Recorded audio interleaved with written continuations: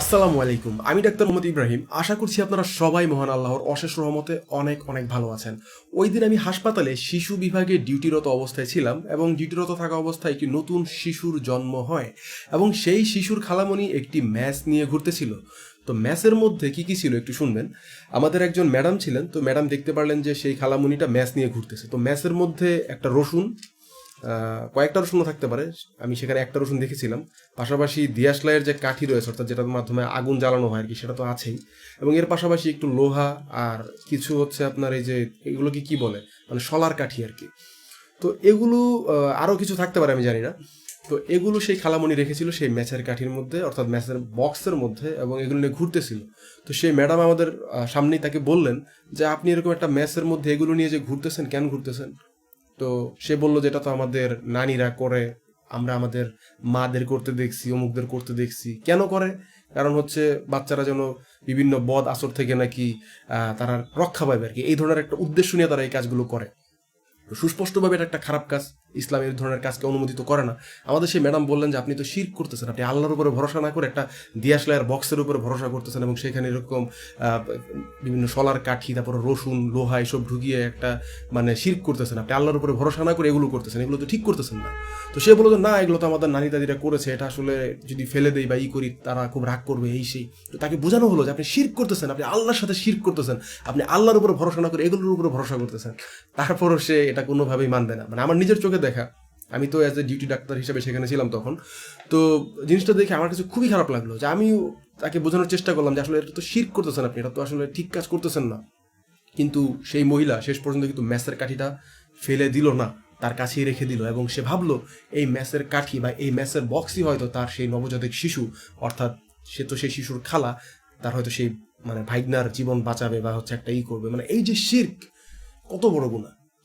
যখন হজরত ইব্রাহিম আলাইহিসসালামকে আগুনে নিক্ষেপ করা হয়েছিল, তখন সে কি করেছিল? সে বলেছিল হাসবুনাল্লাহু ওয়া নি'মাল ওয়াকিল, অর্থাৎ আমার জন্য আল্লাহই যথেষ্ট, আমি আল্লাহর উপর ভরসা করছি। আর সেই খালা কি করতেছে, এরকম একটা ম্যাচের বাক্স নিয়ে ঘুরতেছে, যে বাক্সর মাধ্যমে মানে ম্যাচ দিয়ে আগুন ধরানো যাবে। আর সেরকম আগুনে, দাও দাও আগুনে যখন ইব্রাহিম আলাইহিসসালামকে নিক্ষেপ করা হলো, ইব্রাহিম আলাইহিসসালাম ভরসা রাখলেন আল্লাহর উপর। আর আমাদের বিভিন্ন খালা, নানি, দাদি, তাদের ভরসা হচ্ছে এই ম্যাচের বক্সের মধ্যে, লোহার মধ্যে, এই ধরনের রসুনের মধ্যে।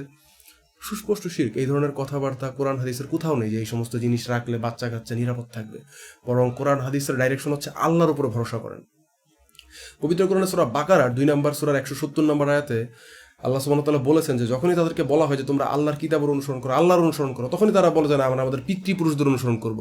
আল্লাহ পাক বলতেছেন যে তার পিতৃপুরুষরা যদি ভুল করে, তারা যদি হেদায়েতপ্রাপ্ত না হয়, তারপর কি তারা তাদের অনুসরণ করবে?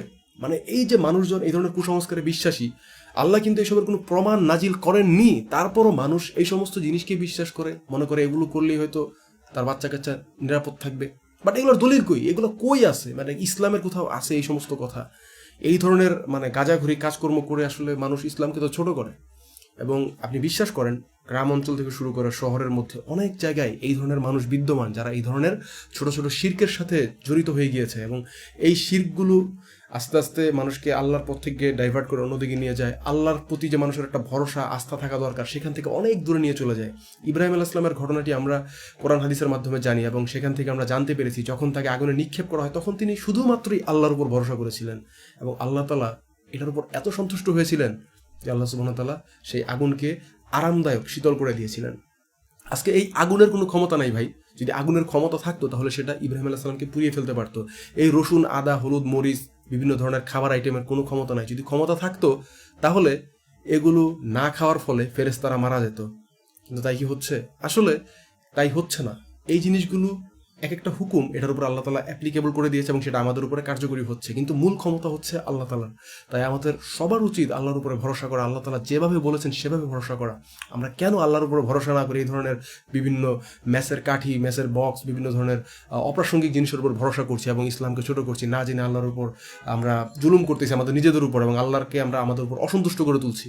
সো আসুন আজকে থেকে সতর্ক হই, এবং যারা এই ভিডিওটি এই মুহূর্তে দেখছেন, আল্লাহর ওয়াস্তে আপনারা এই ধরনের কুসংস্কার, এই ধরনের খারাপ অভ্যাস থেকে বিরত থাকবেন, এবং অবশ্যই আপনার পাশের যে মানুষটি রয়েছে তাকেও জানাবেন যে এই ধরনের কাজকর্ম করা ইসলামে আসলে অনুমোদিত নয়। আপনারা সবাই আল্লাহর মতো ভালো থাকুন এবং এই ধরনের শিরক বিদআত থেকে অনেক দূরে থাকুন। আপনাদের সবার জন্য অনেক অনেক শুভকামনা। আল্লাহ তাআলা আপনাদের অনেক অনেক ভালো রাখুক। আসসালামু আলাইকুম ওয়া রাহমাতুল্লাহি ওয়া বারাকাতুহু।